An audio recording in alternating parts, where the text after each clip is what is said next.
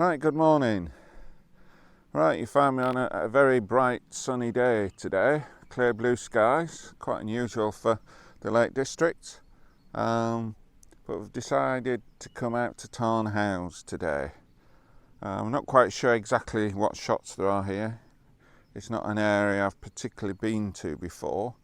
So I thought I'd come here. I have walked sort of through here when I did the Cymru Way, although that was quite a miserable, slightly damping day, so we've come here. So if I just flip the camera around, there you can see that's Tarn. Well, that's the Tarn at Tarn Hows. So we'll have a walk around, see what we can see, what shots we can get.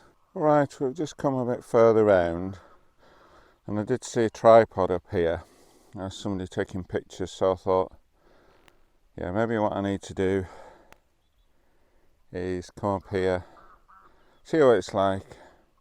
If somebody else has come up here, the probability is it's a reasonable place. So we're just gonna get the camera out, assess it, maybe take some pictures. Right, we've come up with our first composition. Don't think it's the most stunning ever, but there we go. And we're looking out to the Tarn. From here there's that peninsula sticking out into the Tarn, and there's a bit of foreground with the rocks in front of us here. Then there's a peninsula, the Tarn, with the trees on. I'm not quite sure whether it's another peninsula or island, and going back with the mountains behind, which I'm a little bit vague to what they are, and there are one or two clouds above, so it's not a completely blue sky. So we'll see how it comes out when we get home, and if it's any good, I'll put it up on the video.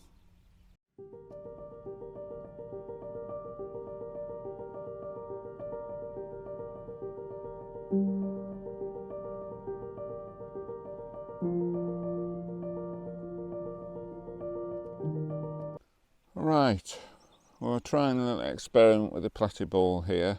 I did a video about my initial reactions probably about a month ago. I'll put the link up on the screen. An experiment with panos, because as I said on that video, you've obviously got to get the whole camera level. That is both left and right and forward backwards level, otherwise when you spin it round it won't work. The disadvantage of that here, I've taken a Pano with that, but there's a lot of sky in it because of keeping it level, but probably we'll be able to crop out the sky and get a Pano without the sky in. But what I'm going to do is take the Platyball off and just put a normal ball head on and try the same thing and see what difference it makes. Right, well, having done the Pano with a normal ball head and being able to tilt the camera slightly forward, the one advantage is with the tilting forward is you can get rid of the sky and you can actually zoom in a bit more. So I was at a higher millimetre on the lens. It's a question of whether that tipping forward is going to distort the Pano compared to keeping the camera completely level in all aspects. So as I say, I'll put the two Panos up on the video after this so we can compare and contrast. So we'll see you a little bit later.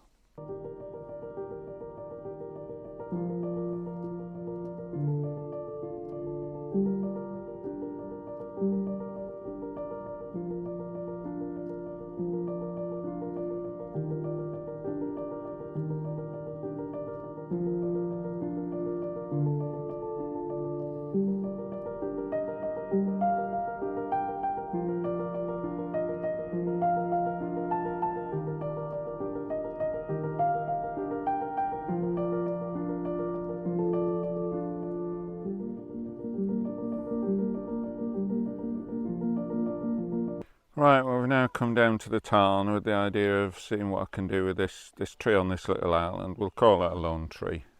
Seems a common phrase for this sort of thing.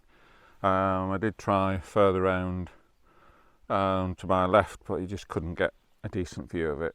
But when I came down here, if we come round here, we'll just see over there, there's 1 or 2 cows on the grass, and they're right by the water's edge with the reflections in the tarn. You can see the reflections now. So I've taken a couple of shots of the cattle there. So if they're any good, we'll put them up on the video. But now we'll get on with trying to see what we can do with this lone tree.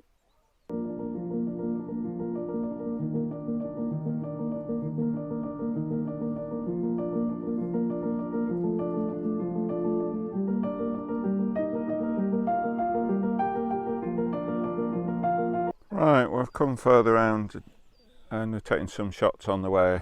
We'll look at the back of the camera there. I'm just having difficulty getting a separation of the tree and what was behind it. Further round, there was other trees behind here. There's a bit more separation with the grass. I think this would be an ideal shot on a misty day, when you got the early morning mist, and that would give you more of the separation and it would stand out more. It's not the easiest one to do. We'll see what happens when we get further round, but I don't think we'll be taking any more here unless when we get round the other side there, we can get a view looking across this way. But you know, call it squits on this tree. The best shot I'll put up so you can see, but just giving me some ideas that maybe in the right weather conditions we'd get some good shots. So we're just going to carry on around, see what we see, and hopefully have an enjoyable day. So we'll see you a bit later.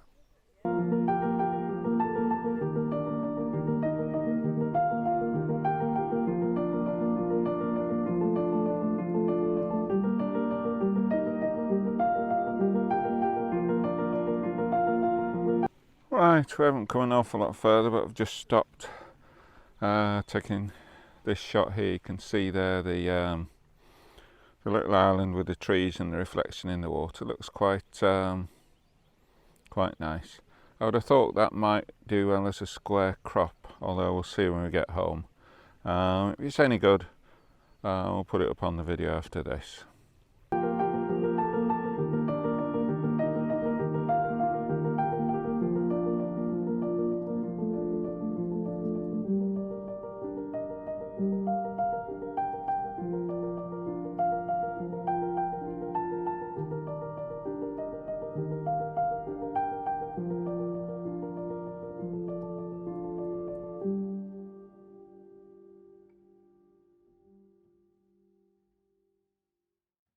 Right, we've come a little away from the main tarn. Now we've come to this area that is called Rose Castle Plantation. And you can see there's lots of trees, etc. But in the middle of this is this small, what do you call it, tarn, pond, whatever. But as I approached from the other side, I saw the cabin. Not quite sure whether you can. Let's just try zooming in. Whether you can see the cabin there. So I thought that might make quite a good composition. So I worked my way around the body of water. So I've come to this. So I've got the reflections of the cabin. You can see the camera there. So you can see that's the shot I've got. So if it's any good, we'll put it up on the video after this.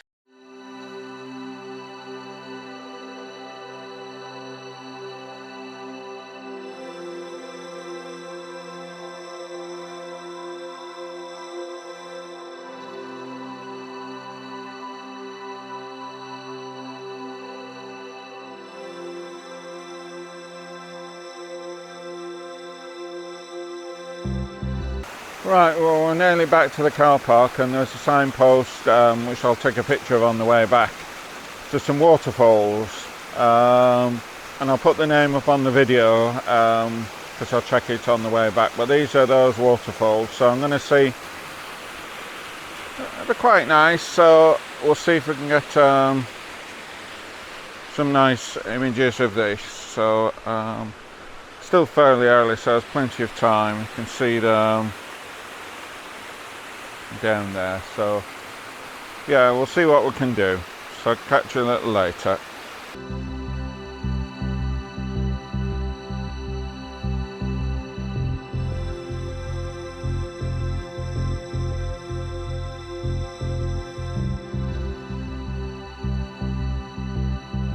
Right, we've come up to these upper falls, slightly smaller.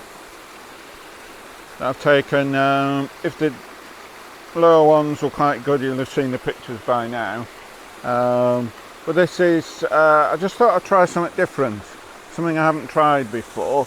And you'll see from the back of the camera, the last shot was a 10th of a second, f11, 100 ISO. That was with a 6-stop ND filter on. But you can see down the side slightly blue lines, and that was to say that the aspect ratio is 1:1 or a square crop. And it shows you the lines on the back of the camera. It still takes the full scene, but you can see how the square crop will fit. So that's quite good. So hopefully that'll come out. I'm not quite sure what happens when it's loaded up into Lightroom, whether it applies the square crop straight away, but obviously I can adjust it in post anyway. But the best of the shots, the best shot I'll put up after the video after this.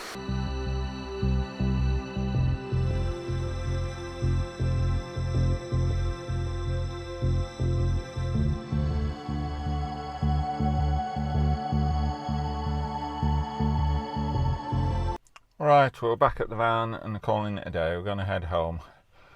For those that may have watched all the way to here, thank you very much. If you enjoyed it, please kick the thumbs up.